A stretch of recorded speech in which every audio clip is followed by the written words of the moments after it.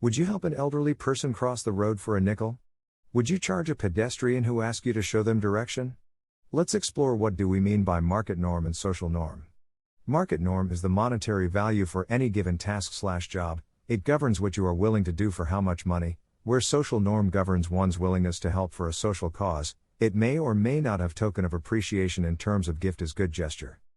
The key aspect here is the value proposition for each individual scenario. When you perceive the worth of the job/task at hand from market norm, you always compare it with the equivalence worth of its substitute task in the market and put an estimated price tag to it. At the same time, due to the social construct we have in our minds make us obliged to work for any social cause, we always have the tendency to adhere to the social norms with free will without any monetary prejudice.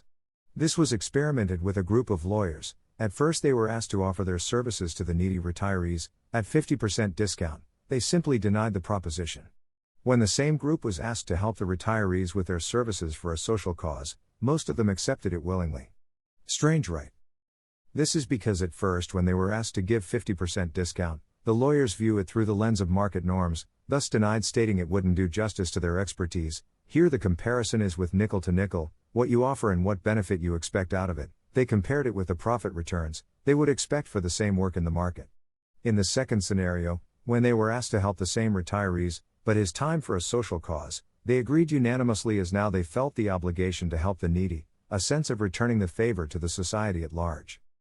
But do these market norms and social norms play any significant role in our relationship with our friends, family and colleagues? Well, the answer is yes. If a friend asks for $50 you would hesitate a bit before lending, but the same friend if asks for a treat you won't mind spending even $100 for the same. Here again the trick is the monetary cost and emotion.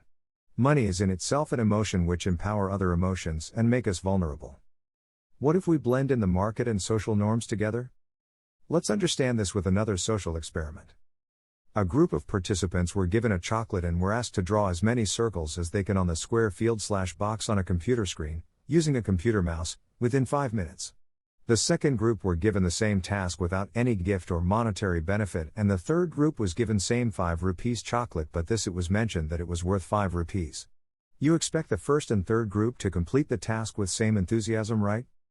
Well, that wasn't the case. The first group drew 168 circles on average and the second group drew 162 circles at an average, which is a very slight difference when compared to the third group which drew only 136 circles on an average. Confusing, right? The third group didn't perform as well as the second and third group, because they saw the worth of the task as 5 rupees, though it was mentioned the chocolate was worth 5 rupees. They compared the nickel for nickel, thus did the task half-heartedly, while the first group was more than delighted to get a chocolate for such a small favor. But the strange thing is that the second group also did pretty well. That's because they viewed the whole experiment as an social outcome and thus were happy to be a part of it. These social experiments shows that we humans have a really interesting emotion for money, and thus whenever the things are portrayed or perceived from the lens of market norms, we are very much excited to do tasks which results in gain of wealth and much reluctant to do the tasks which lessen our wealth. This perception changes completely when we are shown the social effect of our actions.